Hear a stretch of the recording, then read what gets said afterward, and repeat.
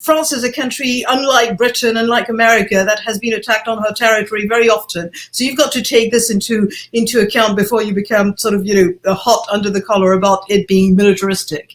That's one thing. The other thing, I mean, the thing of inviting the care workers and inviting people who had kept the country running, couriers, cash assistants, that sort of thing. That probably was a very good idea. I like the idea that the ceremony was hijacked lightly with two balloons carrying a banner complaining about how badly a hospital had been treated in various budget cuts over the years. But it's very symbolic. The French would not have it otherwise. I know that in 2017, Emmanuel Macron made a point of inviting President Trump to this parade because the point was to show the American president a country that was powerful, that can deploy tens of thousands of soldiers in operations abroad. That is the strongest military in NATO and apart from the United States, and certainly in the European Union. And all of this was a show of strength, but it's a show of strength that is not, saying that it's going to attack anywhere.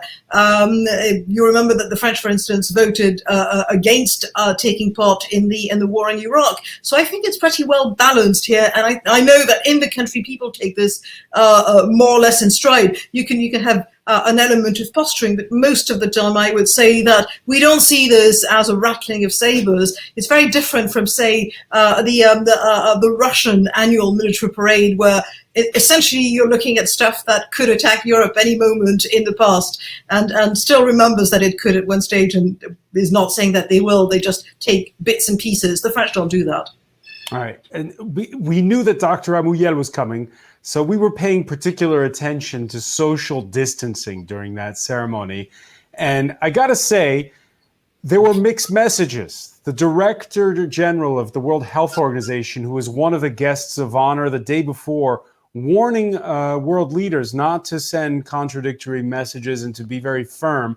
And we saw a little bit of social distancing throughout the ceremony, but the only time where Emmanuel Macron wears a mask during that ceremony, Dr. Amouyel, is when he goes to salute the head of the WHO.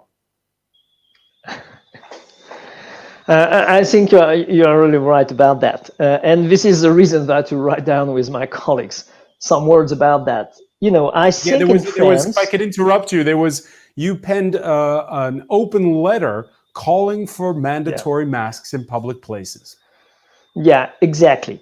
I think that during the containment, French people did pretty well.